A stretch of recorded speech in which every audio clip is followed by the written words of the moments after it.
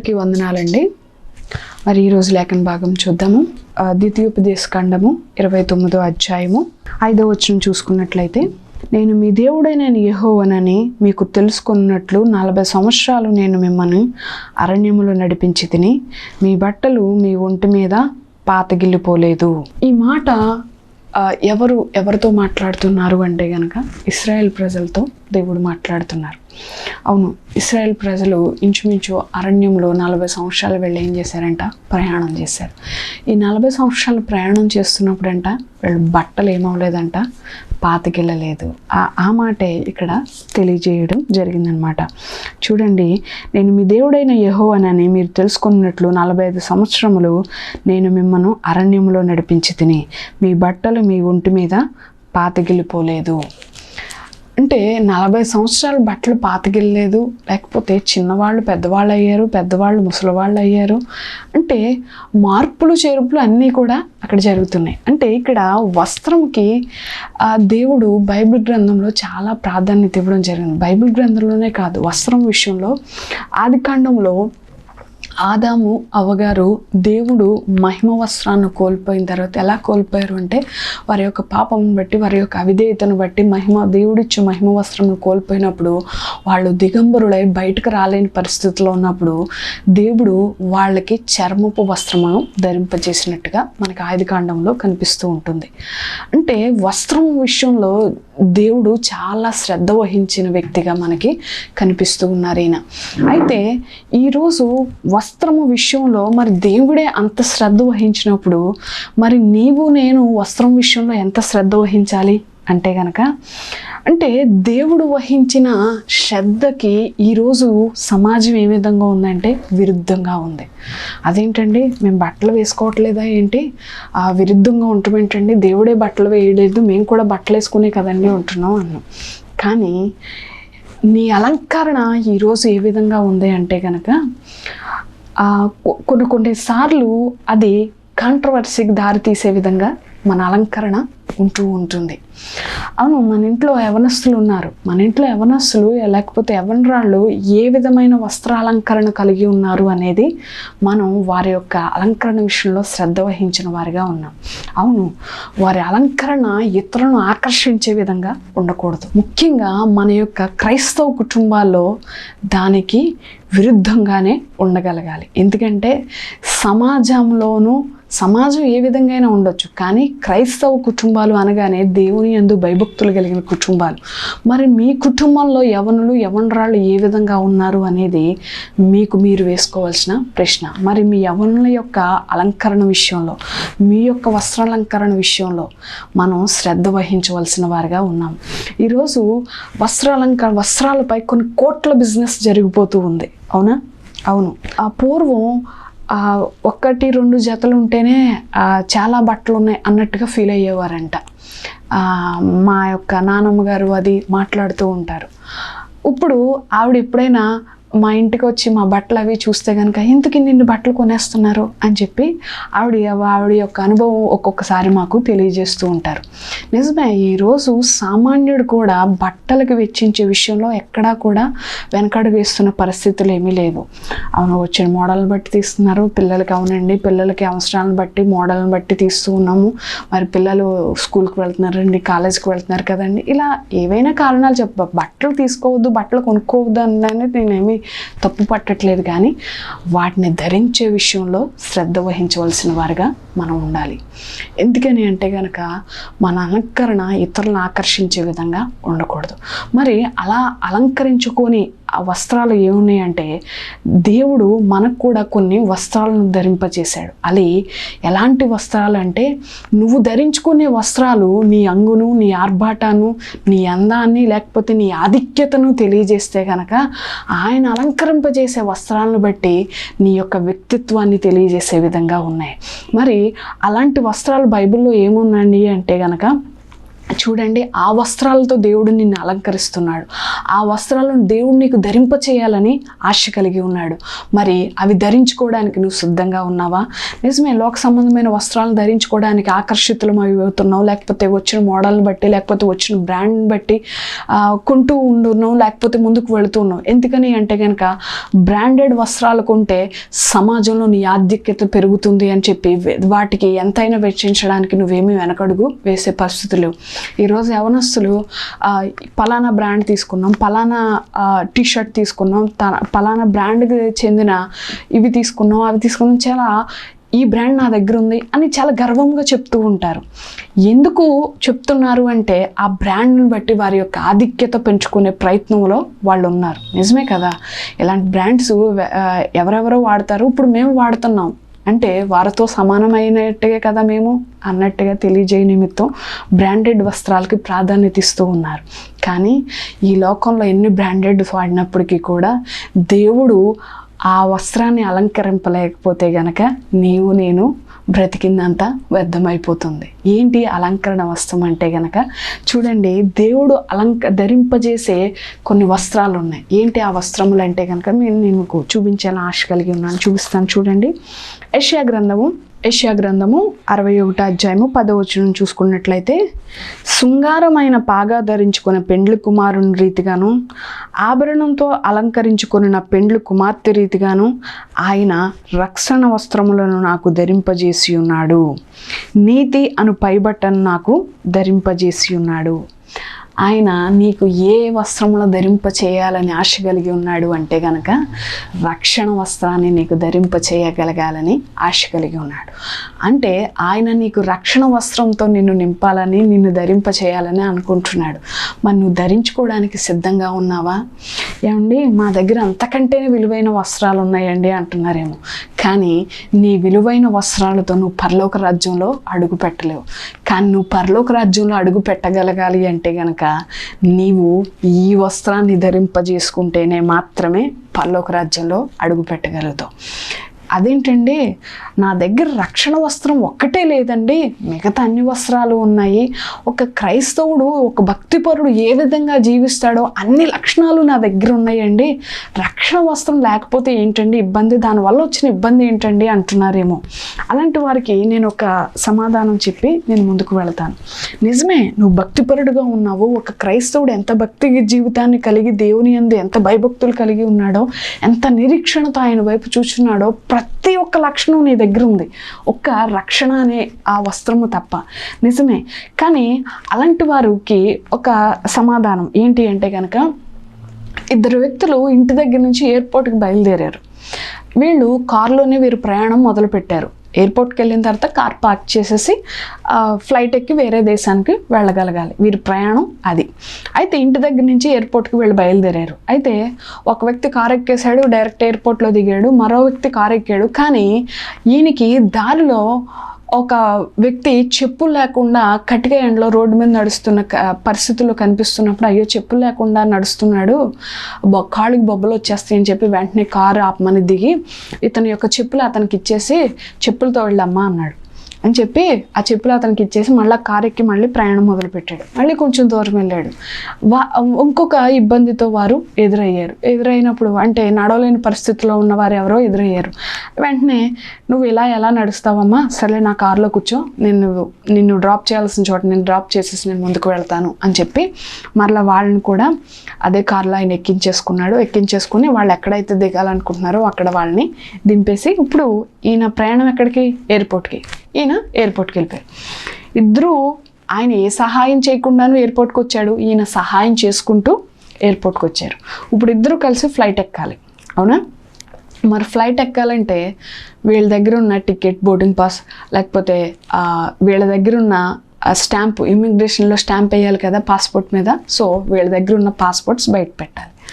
ఏ సహాయం చేయని ఆయన దగ్గర పాస్పోర్ట్ ఉంది, సహాయం చేసిన ఆయన దగ్గర మరి పాస్పోర్ట్ మిస్ అయిందో లేకపోతే ఎక్కడైనా ఇంట్లో మర్చిపోయి వచ్చేసాడు ఏమో, మొత్తం మీద ఫ్లైట్ టైం అయిపోతుంది, ఈయన పాస్పోర్టు లేదైనప్పుడు వాళ్ళు ఏమంటున్నారంటే, మీ షో యువర్ పాస్పోర్ట్, అంటే మీ పాస్పోర్ట్ నాకు చూపించండి అంటున్నారు. ఈయన దగ్గర అది లేదు. మరి ఇప్పుడు ఈయన ఫ్లైట్ ఎక్కుతాడా లేదా? ఫ్లైట్ ఎక్కాలంటే అవసరమైంది ఏంటి? పాస్పోర్ట్ కావాలి, అవునా? మరి అదే ఈయన దగ్గర లేదు. ఇప్పుడు ఈయన అంటున్నాడు, లేదు నేను దారిలో చాలామందికి సహాయం చేసి నేను ఇక్కడికి వచ్చాను, నేను చాలా ప్రేమమయుడిని, లేకపోతే నేను ఇతరుల పట్ల ప్రేమ కలిగిన వ్యక్తిగా ఉన్నాను, ఇతరులకు సహాయకుడిగా ఉన్నాను, కాబట్టి నేను చాలా మంచివాడిని, ఆ మంచితనం చూసి నన్ను ఫ్లైట్ ఎక్కించండి అంటే ఆ అధికారి ఫ్లైట్ ఎక్కిస్తాడా? ఎక్కించడం. ఫ్లైట్ ఎక్కడానికి లేకపోతే లోపలికి వెళ్ళడానికి ముఖ్యమైనది ఏంటి అక్కడ? పాస్పోర్ట్, అవునా? అది లేకపోతే నువ్వు ఫ్లైట్ ఎక్కడం అసాధ్యం. వాళ్ళు ఎక్కించరు. ఇంటికి వెళ్ళి మీ పాస్పోర్ట్ తెచ్చుకొని వేరే ఫ్లైట్కి వెళ్ళండి అంటారు, అవునా?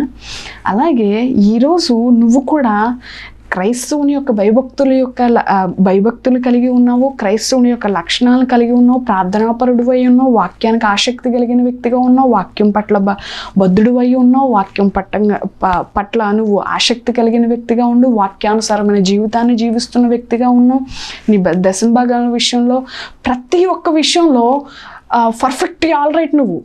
కానీ నీ దగ్గర ఏం లేదు? రక్షణ వస్త్రం లేదు. కానీ ఒకానొక సమయంలో నువ్వు ఎత్తపడే గుంపులో ఉండడానికి, లేకపోతే పరలోక రాజ్యంలో నువ్వు ప్రజెంట్ అవ్వాలి అంటే కనుక వాటన్నిటికంటే ప్రాముఖ్యమైనది ఏంటి?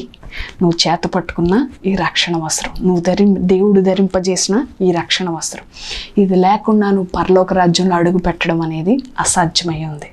కాబట్టి దేవుడు నిన్ను రక్షణ వస్త్రంతో నింపాలనుకుంటున్నాడు. ఇలాంటి ఆలోచనలు, ఇలాంటి అపోహలతో ఎవరైనా సరే రక్షణను నిర్లక్ష్యం చేసేవారు ఉంటే కనుక దేవుడు మీతోనే మాట్లాడుతున్నాడు, జాగ్రత్త. కాబట్టి సమయం మించిపోలేదు, నేడే రక్షణ తీర్మానించున్నాడు. కాబట్టి రక్షణకు సిడ్డుబాటులోకి మీరు నడిపించబడాలి. అలాగే నీతి అను పైబట్టను ఆయన ధరింపచేస్తున్నాడంట. ఏంటంట? నీతి అనే పైబట్టను, అంటే నీతి అనే వస్త్రమును మనకి ఆయన ధరింపజేస్తూ ఉన్నాడు. ఈరోజు నీతి యథార్థతను విడిచిపెట్టని వారు ఎవరైనా ఉన్నారు అంటే కనుక అవి మర్చిగానే కనిపించలేని పరిస్థితులు మన జీవితాల్లో కొన్నిసార్లు కనిపిస్తూ ఉంటాయి, అవునా? అవును. నీకు ఏ శ్రమ రానంతసేపు నీ యథార్థతను విడిచిపెట్టవు, నీకు ఏ ఇబ్బంది రానప్పుడు నీ నీతిని విడిచిపెట్టవు.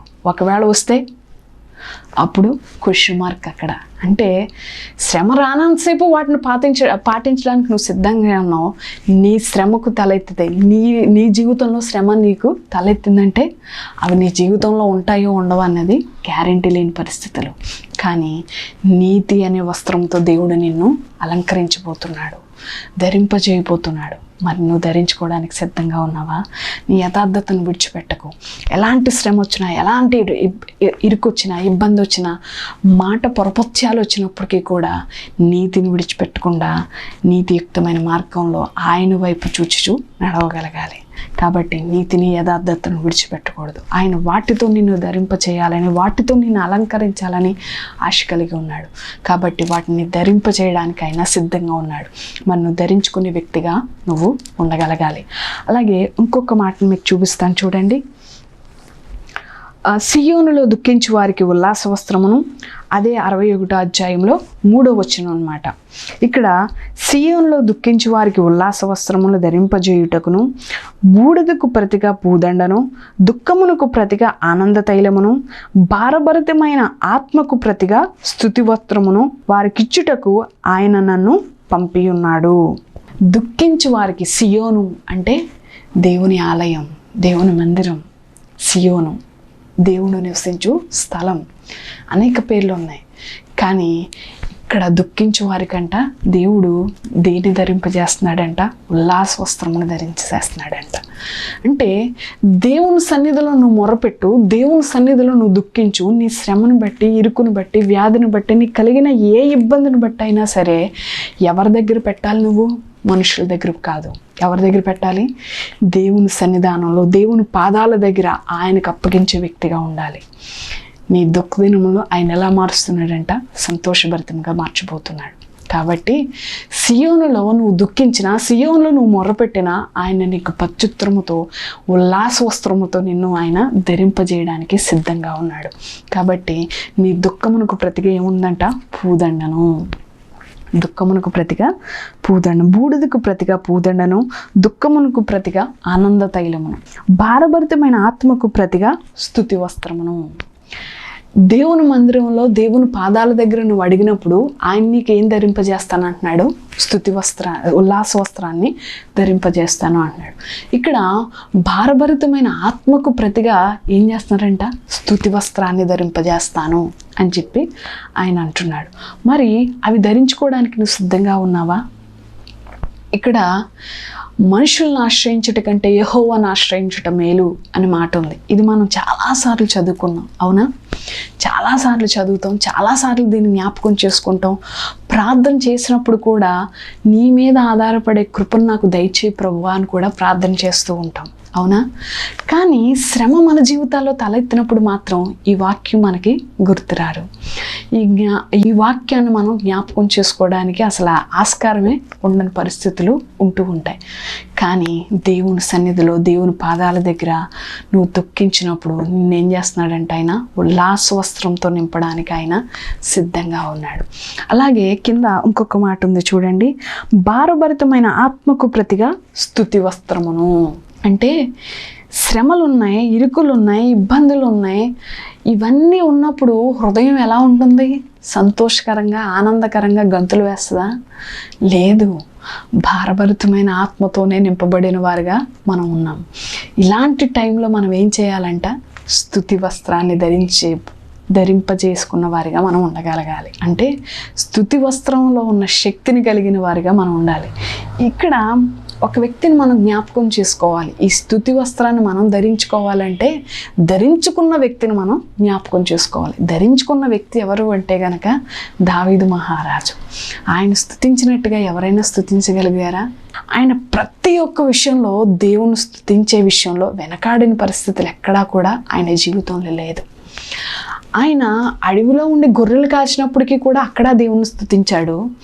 ఆయన మహారాజయ్యి సింహాసనం మీద కూర్చున్నప్పటికీ అక్కడ దేవుని స్తుతించాడు. ఆయన స్తుతించాడు కాబట్టి ఆ శృతిలోని శక్తిని బట్టి ఆయన ఆ స్థానంలో ఉండగలిగాడు, అవునా?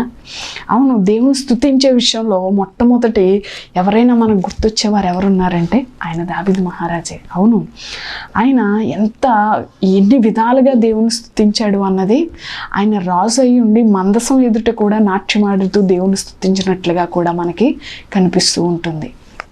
అవును, అంటే తన స్థితిని, లేకపోతే ఆ యొక్క మహారాజుగా ఉన్న ఆ యొక్క ఘనతను ప్రతి ఒక్కదాన్ని ఎక్కడ పెట్టాడు? ఆయన పక్కన పెట్టేశాడు. నేను మహారాజు అయి ఉండి దేవుని మందసం ఎదుట దేవుని స్తుతిస్తే ఇలా ఉంటే ఎవరైనా ఏమనుకోండి. ఈ ఆలోచనలు ఏమీ కూడా ఆయన జ్ఞాపకం చూసుకున్నట్లుకో కూడా, ఆయన దరిదాపుల్లో ఉంటున్నట్లుకో కూడా మనకి కనిపించే పరిస్థితి లేదు. ఏ స్థితిలో ఉన్నా సరే దేవుణ్ణి స్తుతించడానికి ఆయన ఎక్కడా కూడా సిగ్గుపడినట్లుగా లేదనమాట. గొర్రెలను కాస్తూ దావీదు మహారాజు దేవుని స్తుతిస్తూ, నన్ను ఎక్కలేనంత ఎత్తైన కొండను నన్ను ఎక్కించు ప్రభువా అని ఇవ్వడంట. మరి ఎక్కించాడా లేదా? దేవుడు రాజును చేశాడు. ఆయన సింహాసనం మీద కూర్చుండే విధంగా ఆయన కూర్చోబెట్టాడు. ఇది మనుషులకి అసాధ్యమైనది, కానీ ఆయన సర్వశక్తిమంతుడైన దేవుడు కాబట్టి ఆయనకు అసాధ్యమైనది ఏదీ లేదు. అంతే శృతిలోని శక్తిని కలిగిన వ్యక్తిగా ఈయన ఉన్నాడనమాట. ఇక్కడ భారభరితమైన హృదయాన్ని కలిగి ఉన్నప్పుడు మనం ఏం చేయాలి? దేవుని స్తుతించగలగాలి. దావీదు మహారాజుకి ఇరుకొచ్చినా దేవుని స్తుతించాడు, బాధ వచ్చినా దేవుని స్తుతించాడు, ఆయనకి శ్రమ వచ్చినా దేవుని స్తుతించాడు. ఆయన బాధలో ఉన్నాడు, ఆయన ఓదార్చగలిగింది ఏంటి? దేవుని పాట, దేవుని కీర్తన. అలాగే ఆయన సంతోషంలో ఉన్నాడు, ఆయన ఇంకా సంతోషపరిచేసేది ఏంటి? ఆయన పాట. అక్కడ ఒక పాట పాడేవాడు, బాధలో ఉన్నప్పుడు ఒక పాట పాడేవాడు, లేకపోతే ఒంటరి అయిపోయినప్పుడు ఒక పాట పాడేవాడు. ఇలా ప్రతి విషయంలో కూడా, ప్రతి సందర్భంలో కూడా దేవుని స్తుతించిన వ్యక్తిగా దావీదు మహారాజు మనకి కనిపిస్తూ ఉన్నారు. మనం కూడా అటువంటి స్తుతి వస్త్రాన్ని ధరింపచేసుకున్న వారిగా మనం ఉండగలగాలి. అవును, నువ్వు ఏ స్థితిలో ఉన్నప్పటికీ కూడా, ఎలాంటి పరిస్థితుల్లో ఉన్నప్పటికీ కూడా, నువ్వు ఎలాంటి హృదయాన్ని కలిగి ఉన్నప్పటికీ కూడా, ఎలాంటి ఇరుకులో ఉన్నప్పటికీ కూడా ఆయన్ని జ్ఞాపకం చేసుకొనటం మానని వారిగా మనం ఉండగలగాలి. ఆయన స్తుతించే వారిగా మనం ఉండగలగాలి. ఏ స్థితిలో నిలబెట్టినప్పటికీ కూడా ఆయన్ని మహిమపరిచే వ్యక్తిగా నువ్వు ఉండగలగాలి. అలాంటి స్తుతి వస్త్రాన్ని దేవుడు నీకు ధరింపచేయడానికి సిద్ధంగా ఉన్నాడు. మరి ఆ వస్త్రాన్ని ధరించుకోవడానికి నువ్వు సిద్ధంగా ఉన్నావా? స్తుతి వస్త్రంతో భారభరితమైన ఆత్మకి ఏం చేస్తున్నాడు ఆయన? స్తుతి వస్త్రాన్ని నేను ధరింపజేస్తాను అని చెప్పి ఆయన మనతో మాట్లాడుతున్న పరిస్థితులు ఉన్నాయి. అలాగే చూడండి, ఇంకొక వస్త్రాన్ని చూపించాలని ఆశ కలిగి ఉన్నాను నేను. పేతురు రాసిన మొదటి పత్రిక 5వ అధ్యాయము 5వ వచనం చూసినట్లయితే, చిన్నలారా మీరు పెద్దలకు లోబడి ఉండుడి, మీరందరూ ఎదుటివాని ఎడల దీన మనసు అను వస్త్రమును ధరించుకుని మిమ్మల్ని అలంకరించుకునుడి. అంటే పెద్దవారికి మీరు లోబడండి. లోబడమే కాకుండా మీరు దీన మనస్సు అనే వస్త్రాన్ని అలంకరించుకునుడి, ధరించుకునుడి అని చెప్పి ఆయన మాట్లాడుతూ మనతో ఉన్నారు. అయితే ఇక్కడ లోబడడం అనేది ఈరోజు చాలా పెద్ద టాస్క్ లాగా అనిపిస్తూ ఉంది. ఈ లోబడటం చెప్పడం ఈజీయే, కానీ దీన్ని ఆచరణలో పెట్టడం చాలా కష్టం అండి. అదేంటండి లోబడడం ఆచరణలో పెట్టడం పెద్ద కష్టమేం కాదండి, లోబడటం తప్పేంటండి అంటున్నారేమో. తప్పేమీ కాదు, బైబిల్ కూడా అదే చెప్తుంది. స్త్రీలారా మీ పురుషునికి లోబడుడి అంట. ఆ వాక్యం మనం ఎన్నిసార్లు చదువుతున్నాం, రోజు చదువుతూ ఉన్నట్టు కూడా ఉంటున్నాం. కానీ ఆ లోబడే పరిస్థితి దగ్గరికి వచ్చేటప్పటికి దాన్ని అధిగమించేస్తూ ఉన్నారు.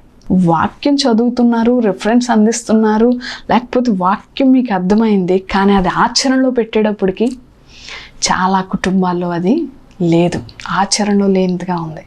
ఏదేంటంటే మీరు ఏమన్నా చూసారండి అంటే కనుక కొన్ని కుటుంబాల్లో చూడక్కర్లేదు కానీ మాట్లాడే విధానంలో అర్థమైపోతూ ఉంటుంది. ఆ ఇంట్లో పురుషుని యొక్క ఆధిక్యత కంటే కొన్ని కుటుంబాల్లో ఎవరి యొక్క ఆధిక్యత ఎక్కువగా ఉంటుంది? స్త్రీల యొక్క ఆధిపత్యం, స్త్రీల యొక్క ఆధిక్యత ఎక్కువగా ఉంటుంది. మరి అలాంటి స్త్రీలతో దేవుడు మాట్లాడలేదా? నీ శిరస్సుకు నువ్వు ఏమై ఉండాలి? లోబడి ఉండాలి. పిల్లలైతే ఎవరికి లోబడి ఉండాలి? తల్లిదండ్రులకు లోబడి ఉండాలి. మరి ఈ విషయంలో ఎంతమంది ఇది ఆచరణలో ఉంచుతున్నారు అంటే కనుక క్వశ్చన్ మార్కులే కనిపిస్తున్నాయి చాలామంది కుటుంబాల్లో. పిల్లలు తల్లిదండ్రులను లెక్క చేయలేని పరిస్థితులు ఈరోజు కొన్ని కుటుంబాల్లో ఉన్నాయి. దేవుని ఎరిగిన కుటుంబాల్లో ఉన్నాయి. తల్లిదండ్రులు పిల్లలను బట్టి రోధిస్తున్న పరిస్థితులు ఉన్నాయి. మాకు ఈ మధ్యకాలంలో కొన్ని ఫోన్స్ కూడా వస్తున్నాయి. మా బిడ్డల విషయమై ప్రార్థన చేయండి, మా బిడ్డలు మా మాట వినలేని పరిస్థితిలో ఉన్నారు అని చెప్పి కొన్ని ఫోన్స్ కూడా మాకు వస్తూ ఉన్నాయి. అంటే వీళ్ళు దేవుని ఎరిగిన కుటుంబాలా, దేవుని ఎరగని కుటుంబాలా? ఎరిగిన కుటుంబాలే, కానీ వాక్యం వింటున్నారు, కానీ దాన్ని ఆచరణలోకి తీసుకులేని పరిస్థితులు వస్తూ ఉన్నాయి. పిల్లలు మీ యొక్క పెద్దలకు అంటే తల్లిదండ్రులకి, లేకపోతే అంతకంటే వారి యొక్క ఆధిక్యమైన స్థానంలో ఉన్న ప్రతి ఒక్కరికి మీరు ఏమవ్వాలి? లోబడి ఉండండి. అలాగే భార్యలు అయితే మీ భర్తకు మీరు లోబడి ఉండండి. అదేంటండి పాస్టర్ గారు, మరి లోబడి ఉంటున్నాము, కానీ అలాగే మరి మాకే కాదు కదండి, మా భర్తలకు కూడా దేవుడు మాట చెప్పాడు కదండి, మేము లోబడి ఉండమంటున్నాం, మరి మా భర్తలు మమ్మల్ని ప్రేమించమన్నారు కదండి అన్న. ఇక్కడ మరొక విషయం తలెత్తుతుంది. ఏంటో తెలుసా? వాళ్ళని ముందు ప్రేమించమనండి, నేను తర్వాత లోబడతాం అని చెప్పి వీళ్ళు అంటున్నారు. వాళ్ళు ఏమంటున్నారు? వాళ్ళని ముందు లోబడమనండి, మేము ప్రేమిస్తానికి సిద్ధంగా ఉన్నాం అని వీళ్ళు అంటున్నారు. ఇక్కడ ఒక విషయాన్ని జ్ఞాపకం చేసుకోవాలి. ఏంటి అంటే పురుషునికి ఇచ్చిన బాధ్యత దేవుడు పురుషునికి ఇచ్చాడు, స్త్రీకి ఇచ్చిన బాధ్యత దేవుడు స్త్రీకి ఇచ్చాడు. మరి వీరిద్దరూ కూడా ఒకరి నుంచి ఒకరు ఆశించకుండా వీళ్ళున్న పరిస్థితికి, వీళ్ళ చేతికి అందిన దాన్ని బట్టి, లేకపోతే వీళ్ళకి అప్పగించిన బాధ్యతను వీళ్ళ సక్రంగా నిర్వర్తిస్తే గనక వాళ్ళు వీళ్ళు అనే పొరపక్షాలు మన జీవితంలో ఉండవు. కాబట్టి వాక్యం వింటున్నది ఆచరణ పెట్టగలిగిన వారిగా మనం ఉండగలగాలి. కాబట్టి ఇక్కడ మీరు లోబడే విషయంలో అదేదో చిన్నతనంగా ఫీల్ అవ్వాల్సిన అవసరం లేదు. లోబడం అని దేవుని ఆజ్ఞలో కానీ దేవుని మాట కానీ మనకు చెప్తున్నాడు. వాక్యానికి భద్రమై ఉండాలంటే దేవుని వాక్యానికి మనం మన హృదయంలో స్థానం ఇచ్చేవారుగా మనం ఉండగలగాలి. అవును, ఈరోజు చాలామందిలో ఈ మాట లేదు. ఎవరైనా సరే ఒక్క మాట అన్నారు అనుకోండి, 10 మాటలతో సమాధానం చెప్తున్న పరిస్థితులు, చిన్నపిల్లలతో కూడా మాట్లాడలేని పరిస్థితులు, యవనస్తులు ఇంకా దారుణంగా మాట్లాడుతున్న పరిస్థితులు కనిపిస్తున్నాయి. ఇంట్లో ఉన్న పెద్దవాళ్ళకి విలువ ఇవ్వలేని పరిస్థితులు, తల్లిదండ్రులకు విలువ ఇవ్వలేని పరిస్థితులు ఈరోజు క్రైస్తవ కుటుంబాల్లో, అనేక కుటుంబాల్లో తలెత్తుతున్న పరిస్థితులు ఉన్నాయి. కాబట్టి ఇలాంటి వారందరూ కూడా కలిసి ప్రార్థన చేయండి, కుటుంబ ఆరాధన చేయండి, ప్రార్థన చేసినప్పుడు ఒకరి పట్ల ఒకరు బాధ్యత కలిగిన వ్యక్తి, ఒకరి పట్ల ఒకరు ప్రేమ కలిగిన వారుగా, ఒకరికొకరు లోబడిన తత్వాన్ని కలిగిన వారుగా, వాక్యాన్ని అనుసరించి నడిచే కుటుంబాలుగా, దేవుని యందు భయభక్తులు కలిగిన కుటుంబాలుగా ఉన్నప్పుడు ఆ కుటుంబాలు ఏమవుతాయి? వర్ధిల్లుతాయి. కాబట్టి దేవుడు నిన్ను లోక సంబంధమైన అలంకరణతో నువ్వు అలంకరించుకోవాలని ఆశ కలిగి ఉన్నావేమో, కానీ ఆ అలంకరణ వల్ల, ఆ వస్త్రాల వల్ల నీకు ఎటువంటి ఉపయోగం లేదు. దేవుడు కొన్ని వస్త్రాలతో నిన్ను అలంకరింపజేయాలని ఆశ కలిగి ఉన్నాడు. మరి ఆ వస్త్రాలను నువ్వు అలంకరించుకున్నప్పుడు ఆయన ఉన్నత స్థితిలో నిన్ను నిలబెట్టాలన్నప్పుడు ఆ స్థితిలో నువ్వు ఉండడానికి నిన్ను నువ్వు సిద్ధపరచుకోవాలి అంటే దేవుడు అలంకరింపజేసే వస్త్రాలను నువ్వు అలంకరించిన వ్యక్తిగా, ధరింపజేసుకున్న వ్యక్తిగా ఉన్నప్పుడు మాత్రమే ఆయన యొక్క స్థితిలో, ఆయన నిలబెట్టిన స్థానంలో నువ్వు నిలబడదు. కాబట్టి లోక సంబంధమైన వస్త్రములకు నువ్వు ప్రాధాన్యత ఇవ్వకుండా ఆత్మీయ వస్త్రాలంకరణకు ప్రాధాన్యత ఇచ్చే వ్యక్తిగా మనం ఉండగలగాలి. ఏంటి ఆ వస్త్రాలు అంటే గనక, మొదటిది ఏంటి అంట? రక్షణ వస్త్రాన్ని. రక్షణ వస్త్రం దేవుడు నీకు ధరింప చేయాలనుకుంటున్నాడు. రక్షణ లేని ఇంకెవరైనా ఉంటే గనక మీ రక్షణను నిర్లక్ష్యం చేయొద్దు. దాన్ని ధరింప చేయడానికి మిమ్మల్ని మీరు సిద్ధపరచుకోండి. ఈ నూతన సంవత్సరంలో మీ పట్ల దేవుడు మీతో మాట్లాడుతున్నాడు, గొప్ప కార్యం చేయాలని ఆశ కలిగి ఉన్నాడు. కాబట్టి నిర్లక్ష్యం చేయకుండా రక్షణ వస్త్రాన్ని చేతపట్టుకున్న వారిగా ఆయన సన్నిధానంలో నిలిచే వ్యక్తులుగా మనం ఉండగలగాలి. అలాగే నీతి అనే పైబట్టను, యథార్థతను అనే వస్త్రమును మనం ధరించుకున్న వారిగా మనం ఉండగలగాలి. అలాగే మరొక మాట మనతో స్తుతి వస్త్రమును ధరింపజేసేవారుగా, అలాగే మనం ఇంకొక ఉల్లాస వస్త్రమును చేసుకున్న వారిగా, దీన మనస్సు అనే వస్త్రాన్ని ధరింపజేసుకున్న వారిగా, ఇవి దేవుడు నిన్ను అలంకరించబో వస్త్రములు. నువ్వు అలంకరించుకునే వస్త్రాలు కాదు, దేవుడు నీకు అలంకరింపజేసే వస్త్రాలు. వీటితో దేవుడు నిన్ను అలంకరించాలనుకుంటున్నాడు. మరి వాటితో నీవు అలంకరించుకోవడానికి సిద్ధ మనసు కలిగి నువ్వు వాటిని ధరింపచేవారుగా నువ్వు ఉండగలగాలి. దేవుడు అట్టి కృపను మనకి దయచేయుగాక.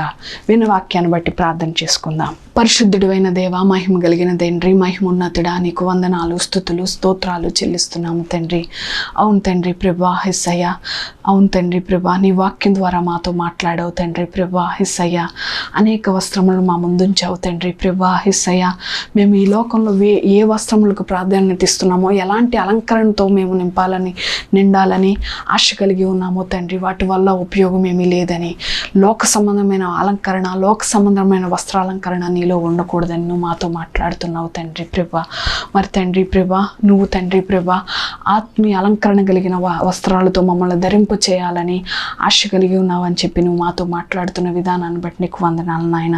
అవును తండ్రి, ఆ వస్త్రాలను ధరింపజేసుకుని అట్టి కృపను, అట్టి భాగ్యమును మాకు దయచేయమని అడుగుచున్నాము తండ్రి ప్రభా. మరి కొంతమందికి తండ్రి రక్షణ వస్త్రంను అలంకరించేసుకునే భాగ్యం లేని వారుగా ఉన్నారు తండ్రి ప్రభా. వారి హృదయాలతో మీరు మాట్లాడండి తండ్రి, వారి హృదయాలను మీరు దర్శించండి తండ్రి. రక్షణ వస్త్రంలోకి వారు మార్చబడడానికి నీ కృపను వారికి దయచేయండి తండ్రి. వాటి కుటుంబస్తులతో, వారి యొక్క కుటుంబ పెద్దలతో కూడా మీరు మాట్లాడండి, వారి హృదయాలతో మీరు మాట్లాడి దర్శించండి తండ్రి ప్రభా, యేసయ్య. అవును తండ్రి, నిర్లక్ష్యం చేసేవారుగా కాక రక్షణ వస్త్రాన్ని చేతపట్టుకుని సన్నిధిలో నిలిచి అట్టి భాగ్యమును, అట్టి ఘనతను, అట్టి ధన్యతను వారికి దయచేయమని అడుగుచున్నాము తండ్రి. నీతిని, యథార్థతను విడిచిపెట్టక తండ్రి ప్రభా ఆ వస్త్రమును చేసుకునే వారుగా మేము ఉండడానికి నీ కృపను చూపండి తండ్రి ప్రభా, యేసయ్య. అలాగే తండ్రి ప్రభా, సియోనులో దుఃఖించి వారికి ఉల్లాస వస్త్రమును ధరింపజేస్తానంటున్నావు కదా ప్రభా, యేసయ్య. నీ సన్నిధిలో దుఃఖిస్తున్నప్పుడు తండ్రి ప్రభా, నీ సన్నిధిలో మేము మొరపెడుతున్నప్పుడు తండ్రి ప్రభా, మా దుఃఖమును తండ్రి ఉల్లాస వస్త్రములతో తండ్రి ప్రభా నువ్వు అలంకరించాలని ఆశ కలిగి ఉన్నావు కదా ప్రభా, యేసయ్య.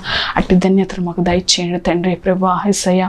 అలాగే తండ్రి ప్రభా, భారభరితమైన ఆత్మకు స్తుతి వస్త్రమును ధరింపజేస్తానంటున్నావు కదా ప్రభా, యేసయ్య. అవును తండ్రి, శృతిలోని శక్తిని తెలుసుకున్న వారుగా మేము ఉన్నాము తండ్రి ప్రభా. అటువంటి స్తుతి చేయువారుగా తండ్రి ప్రభా, యేసయ్య. మేము తండ్రి ఏ పరిస్థితుల్లోనప్పటికీ నిన్ను స్తుతించే అట్టి భాగ్యమును మాకు దయచేయమని అడుగుచున్నాము తండ్రి ప్రభా, యేసయ్య. అలాగే తండ్రి, దీన మనస్సు లోబడటం గురించి నువ్వు మాతో మాట్లాడుతున్నావు తండ్రి. దీన మనస్సు అనే వస్త్రాన్ని మీరు అలంకరింపజేసుకునడి అని చెప్పి మాతో మాట్లాడుతున్నావు తండ్రి.